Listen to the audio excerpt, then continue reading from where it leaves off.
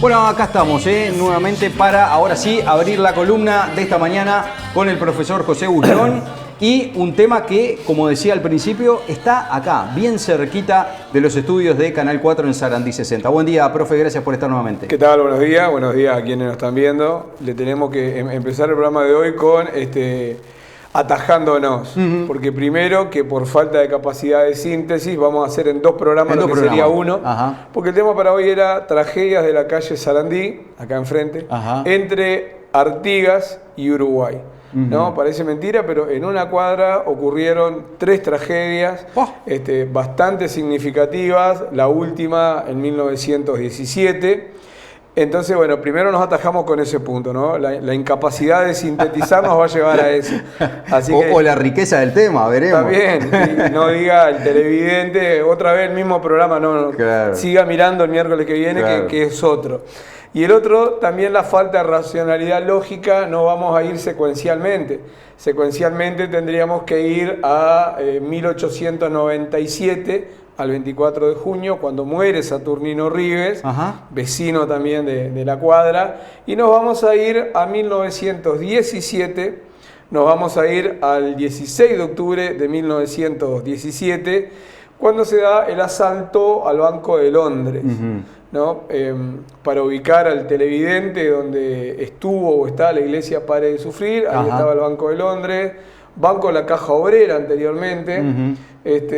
Dice el titular del diario: el drama de ayer en el Banco de Londres, el gerente señor McFarlane, está hablando de George McFarlane, gravemente herido, fallece horas después.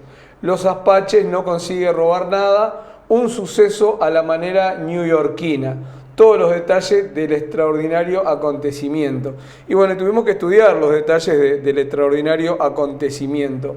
Para poner en contexto, estamos en 1917. A nivel del mundo se está llevando adelante la Revolución Rusa, ¿no? Los bolcheviques tratando de que predominara y triunfara el comunismo.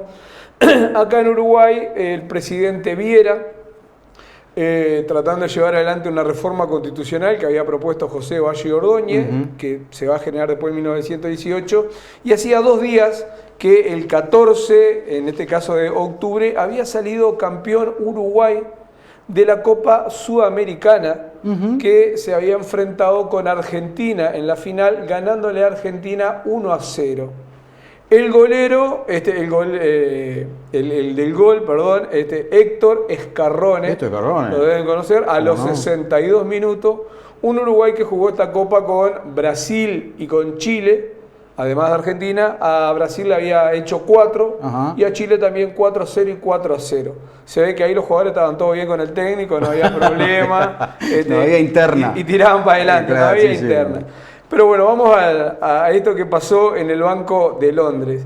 El Banco de Londres, banco propiedad de los ingleses, se habla de que este asalto del banco, acá estamos contextualizando la época, la calle Artigas y el cruce de 33, vamos a avanzar un poco después hacia Sarandí, más adelante. ¿Veiste los vehículos, no? Ese que está en la esquina, en la estación de servicio, soberbio, está enfilado para agarrar Artigas al este, y no es que iba a agarrar contra Flecha, sino que ese era el sentido de la calle todavía. Claro. Y las palmeras, que hoy parece que se van a quebrar, estaban muy pequeñas ahí plantadas. ¡Qué genial! Todavía todo su desarrollo. Bueno, y ya estaba construido, obviamente, el Palacio de Oficinas Públicas. Bueno, ¿qué pasó? Se dice por parte de algunos que este fue uno de los primeros asaltos de banco en el Uruguay. Y se discute quiénes fueron los asaltantes.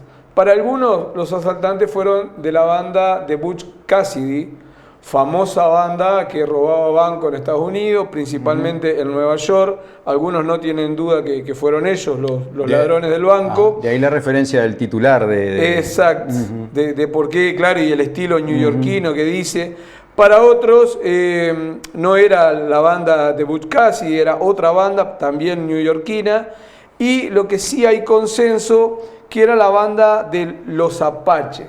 Una banda que, mirá, empezó a operar en Argentina, coordinó con Uruguay, habían uruguayos involucrados, pero la banda a nivel de su cabeza estaba organizada por 3 personas, 2 mexicanos y un norteamericano.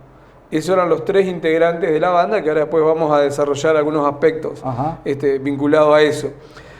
Se dice que la denominan la banda de los Apaches porque robos que se venían dando en Estados Unidos y también en la zona de América, en la parte central, la modalidad de robo era una modalidad de robo similar a la que hacían en Francia un grupo que se autodenominaba los Apaches. Entonces también lo llaman a esto la banda de los Apaches porque si bien había 2 mexicanos y un norteamericano, coordinado con uruguayo y argentino, utilizaban esa estrategia. Lo de la banda de Butch Cassidy es porque algunos plantean que estos integrantes serían un gajo que se desprendió de la banda de Butch Cassidy y que utilizaban mecanismos bastante similares a la hora de robar los bancos. Entonces ahí está ambas relaciones que se pueden dar, que se pueden cotejar. Este hecho que estamos hablando ocurrió el 16 de octubre de 1917, pero se había comenzado a planificar ya desde septiembre. Esta banda había perpetrado y había organizado el lugar para concretar el hecho, el lugar de planificación en Paysandú. Ellos escogieron Salto y Paysandú por el gran capital y desarrollo económico que había, pero a su vez porque son ciudades que dan al río, lo cual favorece el ingreso ilegítimo, ilegal, sin declarar algunas veces, y también ante la posibilidad de una huida, es una vía rápida. Una vía de escape, claro. Una vía de escape rápida. Entonces empezaron a organizar todo el robo en la zona de Paysandú. El hecho es que estos 3 sujetos que hice referencia planificaron todo el hecho, se vinieron a Salto. El día anterior, el 15, uno de ellos, el mexicano Pablo Martínez, resuelve hacerse algunos elementos que iba a necesitar. Una linterna, compra la linterna en una ferretería, en la ferretería del señor Pera, y él era muy habitué, en ese tiempo que tuvo en Paysandú, venía a Salto, era muy habitué de recorrer el bajo fondo salteño, ¿no? Lugares de consumo de alcohol, de prostitución, y esa noche, la noche previa, la noche del 15, te digo más, un lunes, si la memoria no me falla, el robo fue un martes, estaba con toda esa algarabía de que Uruguay había salido campeón, entonces bueno, el festejo era generalizado, ¿no? Y la gente estaba con ese ánimo. Quiero decir que había mucha gente en la calle, mucha gente en los boliches, en los lugares. Bueno, él resulta que acude a uno de estos bares, a uno de estos lugares en el bajo fondo, y decide visitar una casa, le llamaban casa de nocturnidad. Aunque también le llamaban de otra forma, ¿no? Le llamaban la Casa de Tolerancia. La dueña de la Casa de Tolerancia era Servanda Rodríguez. ¿Y sabés dónde estaba? Porque a vos te gusta conocer los lugares para después ir a visitar. Acá capaz que te va a comprometer. A ver. Y no vas a encontrar nada ahora, pero 19 de abril y Julio Delgado. Claro. Ahí estaba la Casa de Tolerancia. Se ha mantenido a lo largo del tiempo en la zona. Ahora hay un comercio, está constituida una familia, pero antes era la Casa de Tolerancia de Servanda Rodríguez. Vos podías ir a pasar un rato o a pasar la noche. Todo dependiera de qué plata llevaras. Bueno, ahí esa noche se hizo amigo de Antonio Olivera. Ya lo tenía junado Antonio Olivera porque sabía que podía ser un nexo. Porque ¿qué estaban precisando ellos para el asalto? Un auto. Tenían que llegar rápidamente al banco, perpetrar el robo. Ahí está el auto, un Ford rojo. Ese era exactamente el auto que utilizaron para perpetrar el asalto. En la parte de arriba se ve el banco, que en ese momento no tenía esa construcción, ¿no? Tenía una construcción que después en imagen lo vamos a ver. Eso fue muy... Ahí está el banco. Esa es la imagen del banco, la Caja Obrera, que anteriormente fue el Banco de Londres y que tenía esa fachada en el momento. Ves que con el tiempo después se levantó la vereda, la construcción se modificó. Bueno, esa arquitectura es más o menos la que se mantiene acá en el barrio, ¿no? Porque hay varias casas que aún mantienen ese tipo de arquitectura de principio de siglo, ¿no? De principio del siglo, desde finales del siglo XIX, exactamente. Bueno, entonces él tenía que conseguir un auto, habló con Olivera, y Olivera le proporcionó información de dónde podía conseguir el auto. ¿Qué le dijo Olivera? Porque más allá de que estaba en el bajo fondo, en los antros, bueno, podía decir, mira, voy a robar un banco. porque no era muy habitué tampoco en la época, ¿no? Entonces le dijo, mira, tenemos que hacer, guiño guiño, un viaje a campaña, dice. Y preciso que alguien me alquile el auto. No habían empresas rentadoras. Había gente que tenía auto que era muy caro comprar. El auto se introdujo en Salto en 1905 por parte de la familia Garracino. Acá estamos hablando de 1917, o sea que 12 años después el parque automotriz no era muy grande. Sí, no era muy grande. No era muy grande y los que tenían auto eran pocos. El tema es que se comunica a partir del contacto con Olivera con Casareto, el señor Casareto, que era el propietario del Ford rojo, y Casareto decide alquilárselo. Se ponen de acuerdo, al otro día de mañana aparece Casareto, más o menos a las 9 de la mañana aparece a buscarlo, estaba durmiendo en la casa de Tolerancia, desayuna y se va, y Casareto lleva a su vez a Figueredo, que era el asistente del quien iba a manejar el auto. No, le pregunta hacia dónde van y le dice Pablo Martínez, el mexicano de la banda, vamos a La Amarilla. La Amarilla no está ubicada donde hoy está ubicado el barrio La Amarilla. La Amarilla está ubicada en la zona del Obelisco. Esa era la zona de La Amarilla. Un poco más para adelante, acercándonos, por ejemplo, a la zona del Estadio Dickinson, ya era una zona de monte, y de monte tupido. Entonces le dice, bueno, vamos a la casa, a la Amarilla, que ahí vamos a obtener unas cosas que voy a necesitar para el viaje. Y ahí salen Casareto, el dueño del auto, Figueredo, el que conducía, y Pablo Martínez. Cuando van llegando a La Amarilla, los invita a detenerse, a tomar algo en un boliche, no aceptan, eso era parte de un plan, no acepta a Casareto ni Figueredo, entonces, bueno, vamos a seguir entonces. Y desde dentro de los montes sienten unos impactos de bala provenientes de Winchester, que eran de los otros dos miembros de la banda que estaban escondidos ahí. O sea que al haber fallado el plan A, bueno, recurrieron inmediatamente al plan B, que era asaltar el auto a como dé lugar. Y ahí efectivamente lo hacen estos dos. Bueno, le roban el auto, salen del monte, dice, con Winchester.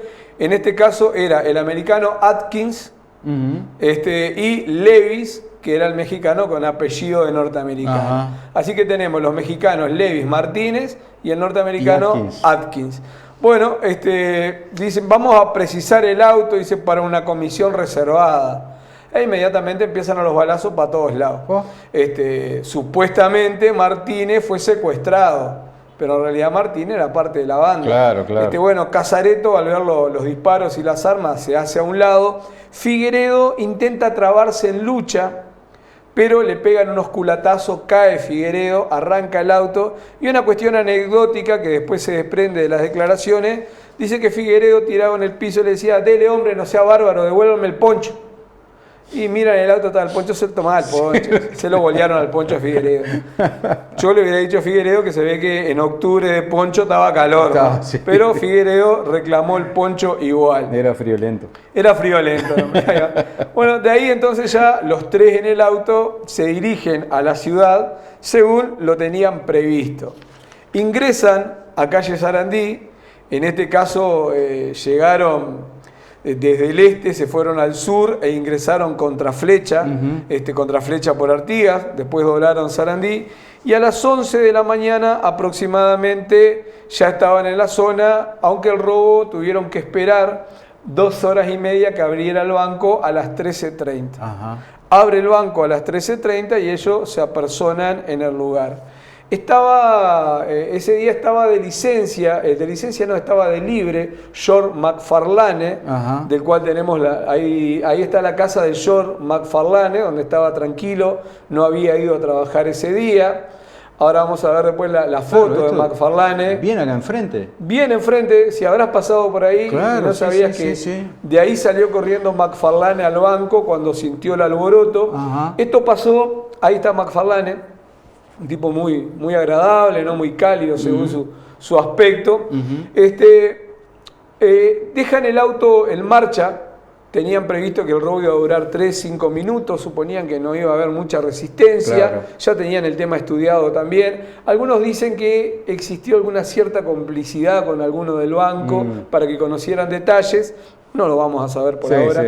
El hecho es que ellos ingresan al banco a las 13:30, toman prisionero y lo atan al que estaba en ese momento como portero del banco, el señor Meloni, y van directamente a robar a las cajas. Cuando se produce un disparo y todo un alboroto con el auto en marcha, McFarlane inmediatamente se va al banco a ver qué estaba pasando. Y ahí McFarlane se traba en lucha con uno de ellos. La estaba pasando mal, el ladrón del banco empieza a gritar, a pedir asistencia. De ahí el que lo tenía atrapado a Meloni lo deja, ya viéndolo desestabilizado, y se aproxima, y cuando se va aproximando a defender a su amigo, ¿no?, que McFarlane lo tenía retenido, el otro se anticipa y le da un balazo en la espalda. Ahí se dan cuenta de que se terminó el robo, no pudieron hacerse las cosas, hirieron de una herida mortal a McFarlane, salen rápidamente huyendo, como te decía, el auto estaba en marcha. Así que terminaron por no robar nada. Terminaron por no robar, fue un robo frustrado, lo frustró McFarlane, ¿no? Se van por Sarandí hasta calle Brasil, de Brasil toman hasta Washington Beltrán, y de Washington Beltrán se van hasta la zona del Daymán. Y allá se meten en la zona del Daymán, en zona de monte. Había alertado la policía de acá a la policía que estaba en el Daymán, a través del telégrafo, de que los ladrones estaban huyendo en ese sentido. Ahí están los tres ladrones. La prensa, ¿no?, que titula "Los célebres Apache del automóvil rojo en la cárcel". Esto es después que ya fueron detenidos. Dice: ayer fueron vistos y apresados cerca del hervidero. O sea que del Daymán, unos 7 kilómetros hacia la ciudad de Paysandú. Le avisan a la policía del lugar. La policía ve venir el auto rojo en el campo, ves un auto rojo venir, es ese. Sin embargo, ellos disparan contra el oficial, hiriéndolo, no lo matan, pero lo hieren. Ahora, en eso de que venían huyendo y que disparan, el auto se mete en una zona de arroyo, ingresa agua, estamos hablando de mecánica bastante antigua, bastante vulnerable, el auto se para y salen disparando para el campo. Ahí inmediatamente se genera una búsqueda entre la policía de Salto, la policía de Paysandú e incluso el batallón de Salto, el batallón número 3, pasa a formar parte también de esta búsqueda en la zona del Daymán. Algunos, yo creo que exageran, hablan de 3.000 entre policía de Salto, de Paysandú y del ejército. Yo creo que exageran. No eran tantos, me parece. Pero bueno, vamos a suponer que sí. El tema es que esto dura 2 días, estaban escondidos. El propósito de ellos era hacerse al río y ahí con alguna embarcación irse hacia la Argentina, cruzar al otro lado, y ahí tomarse el buque supuestamente para Buenos Aires. El tema es que el comisario de Paysandú, Jerónimo López, se le ocurre una idea. Se disfraza de peón rural y empieza a recorrer la zona teniendo, aparte de la policía, ¿no?, que obedecía sus órdenes, escondido en determinados lugares que él conocía. Y recorre el lugar. Los ladrones lo ven, los frustrados ladrones lo ven, pero deciden no dispararle porque entienden que podían generar un alboroto innecesario. Además era un peón que iba a saber, y mucho menos que ellos no los ladrones. Sin embargo, Jerónimo López comunica inmediatamente a un grupo de policía que tenía apostados en el lugar y le dan la captura. No sin resistencia, porque hubo un cruzamiento de bala, un tiroteo importante, tanto así que Jerónimo muestra después las perforaciones en el sombrero, o sea que le pegaron en el ala, no le volaron la cabeza por esas cosas. Estamos hablando de gente que estaba muy preparada para esto, ¿no? Hay un arma que ellos utilizaban, que está ahí en las imágenes también, que fíjate la cabeza de ellos. Estas eran las armas que usaban los apaches en Francia, que ellos adquirieron después. Fíjate que sirve, ¿no?, como una puñeta, como una ballesta, y también para disparar. O sea que esto lo que te quiere decir es que tenían previsto que en el caso de fallarte algo, bueno, te iban a dar con lo que tengas. A lo que venga, claro. Vos de ahí salías golpeado como sea. Y esta gente, bueno, se ve que tenía muy buena puntería también porque le impactaron en el sombrero, no lo mataron por esas cosas. Bueno, y fueron detenidos. Una vez que fueron detenidos, fueron traídos a Salto.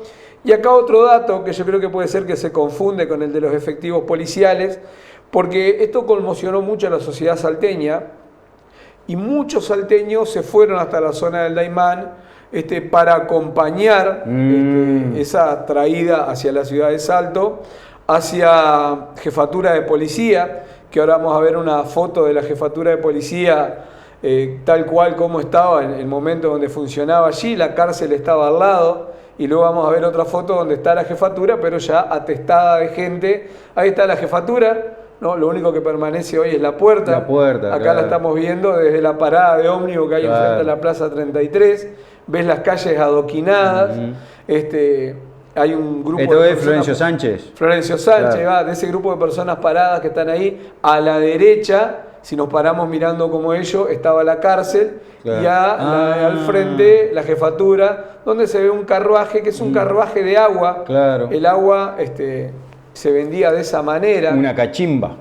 Ya se extraía la cachimba. Ahora en la próxima imagen ya vemos la jefatura, pero fíjate que la gente hasta colgada en las ventanas. El jolgorio de... Sí. de simpatía frente a la jefatura. De simpatía, dice ahí, en respaldo a que efectivamente habían capturado al asesino, aunque McFarlane había fallecido. Claro, porque esto era un hecho, digamos, absolutamente fuera de contexto para lo que era la cotidianidad de Salto en ese momento. Exacto. O sea, una espectacularidad de este tipo en un asalto no era de lo más común, me imagino, ¿no? Era un momento bastante sangriento donde las cosas se resolvían a través de la violencia. Claro. ¿No? Por ejemplo, los duelos eran moneda corriente. Claro. Ahora, un asesinato de esta envergadura, en un contexto que, como te lo describía hoy, Uruguay campeón de la Sudamericana, bicampeón, porque había salido campeón el año anterior. Ajá. Entonces un Uruguay bicampeón, había todo un contexto de algarabía, de euforia, y en ese contexto ocurre esto. Hecho trágico a una persona muy querida. Claro. Uruguay bicampeón del fútbol, deporte que esta persona, McFarlane, había traído al departamento. McFarlane, que hay que decirlo, fue el que creó la Liga Salteña de Fútbol. Por eso decíamos que cuando hablábamos de McFarlane tenemos que hablar de alguien a quien Salto le debe mucho. McFarlane murió 2 veces. Murió en ese momento cuando lo asesinan, horas después, y murió también cuando la sociedad salteña dejó de recordarlo, siendo un referente de la Liga. Ahí está parte del acta de fundación de la Liga Salteña del 14 de julio de 1911. Primer presidente, Jorge, acá le pusieron Jorge, claro, lo uruguayizaron. George McFarlane, primer secretario, y ahí habla de Martínez, y bueno, y sigue con el detalle, ahí está el acta. Ahora, qué cosa curiosa, ¿no? Que hasta qué desagradecidos hemos sido con este hombre que fue, entre otras cosas, impulsor del fútbol, entonces, fútbol en Salto, ¿no? Y de la Liga. Debe haber existido algún torneo George McFarlane, pero actualmente desconocemos. Claro. Por eso decíamos que, si bien estos hechos que estamos contando... Yo siempre digo, saliendo del tema entre paréntesis, yo soy muy crítico del tema del nomenclator, ¿no? Digo, ¿por qué muchas veces tenemos oficial primero, calle 21 metros? ¿Por qué no hay una calle que se llama George McFarlane, por ejemplo, ¿no? Es decir, en vez de ponerle ningún nombre a una calle, bueno, asignarle el nombre del primer presidente de la Liga Salteña de Fútbol, por mencionar a alguien, ¿no? Exacto, y hay que ver también cómo se conforma el nomenclato, ¿no? Porque muchas veces el interés de un sector o de otro de apropiarse de determinados nombres. Errores de nomenclato, estamos en el paréntesis. Por ejemplo, se dice que la calle Lucas Piris, haciendo referencia a aquel que peleó en la defensa Paysandú, que murió salteño, que había nacido en Salto, después vivió en Concepción del Uruguay, dice el nomenclator que peleó a las órdenes de Garibaldi. Y Lucas Piris no peleó a las órdenes de Garibaldi, peleó contra Garibaldi y lo derrocó a Garibaldi en la batalla de San Antonio. Otro dato curioso, siempre dentro del paréntesis, Lucas Piris, masón, Garibaldi, masón. Ahora, la masonería levanta la figura de uno y niega o tergiversa el papel del otro. Bueno, resulta que la masonería en Salto en su momento estuvo confrontada entre una masonería colorada y una masonería blanca. Se impuso la masonería colorada, por eso deslegitimó la figura de Lucas Piris. Y cuando hablo de esto, hablo de estudios que hicieron los propios masones salteños, donde, si bien no se identificaba de esa manera la masonería, los pertenecientes a una logia que se fusionó, la Unión Bastos, unos pertenecían al Partido Colorado porque integraban listas y otros al Partido Nacional porque integraban listas. Y de esa confrontación política partidaria, la historia relegó a Lucas Piris, falseando el dato que yo invitaría a la Junta Departamental que lo modificaran del nomenclátor de Salto porque es un error. Sí, es un error. Pero volvemos a los hechos. Qué interesante. Es bien interesante y, bueno, y lo que hay en el fondo de esos hechos, ¿no? Que parece mínimo. Claro. Bueno, el hecho es que McFarlane es llevado al sanatorio. Ahí tenemos la imagen de la publicidad del sanatorio Salto, el sanatorio médico-quirúrgico, ¿no? Con el tiempo vendrá la Sociedad Médica Quirúrgica, ese es el CAM de la época. Claro. Los doctores Atilio Chazaro, que Atilio Chazaro era en realidad médico especializado en enfermedades de transmisión sexual, pero atendía de todo. Claro. Hoy tiene una calle, Chazaro. Atendía a partir de las 12 y hasta las 2 de la tarde, un horario que todos te veían, ¿no? Vos querrías ir cuando nadie te viera a la casa de Chazaro. Pero bueno, Prudencio Sosa, Carlos Maldini y Pablo Muñoa eran quienes atendían en el hospital. Oído, nariz, garganta, ojo, médico interno. Y viste que no aparece ahí a qué se dedicaba Chazaro. Tenían un poco de decoro. Claro, bueno, ahí fue atendido y hay una imagen que muestra lo que fue el resultado de la autopsia hecho por un investigador, un cura británico que estuvo en el departamento, que se nutrió de muchos aportes de Alberto Aguiluz, un gran investigador de la historia local, que lo apoyó mucho con imágenes, con relatos. Ahí está el ingreso de la bala, cómo la bala habría ingresado afectando órganos del pulmón de McFarlane.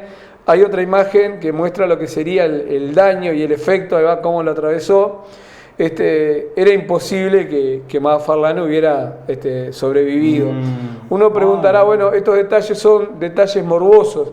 Y bueno, son detalles, por ejemplo, detalles como esto permitieron darse cuenta que Valle fraguó la munición en el duelo contra Washington Beltrán. Después veremos en otro que las hay. Bueno, el hecho es que unas horas después muere McFarlane. La esposa, acá está la publicidad que se hizo en el diario de los avisos fúnebres, ¿no? La comisión directiva del Salto Lawn Tennis Club invita a sus asociados para el entierro de quien fue su tesorero, o sea, no solamente estaba vinculado al fútbol, que tendrá lugar hoy a las 5 de la tarde en la Casa Mortuoria Sarandí 43. Gran deportista McFarlane, se ve. E impulsor, sí. Acá en este caso también otra invitación que destacan que es la única, la del Teatro Larrañaga. Sé que colaboró también con el mantenimiento del Teatro Larrañaga. Invitan a concurrir también al entierro. En este caso firma el secretario de la comisión. Lo agarraban para tesorero en todas a McFarlane, se ve que era muy bueno, claro. El hombre del banco. Era el gerente del banco. ¿Quién es tu tesorero? El gerente del banco. El gerente del banco. Ahí está la esposa de McFarlane con una de las hijas. McFarlane tenía 5 hijos. Después de esto, la esposa va a visitar a la cárcel a los asesinos de McFarlane, le genera un impacto psicológico que la deja muy deteriorada. Ella se va a Buenos Aires con los hijos.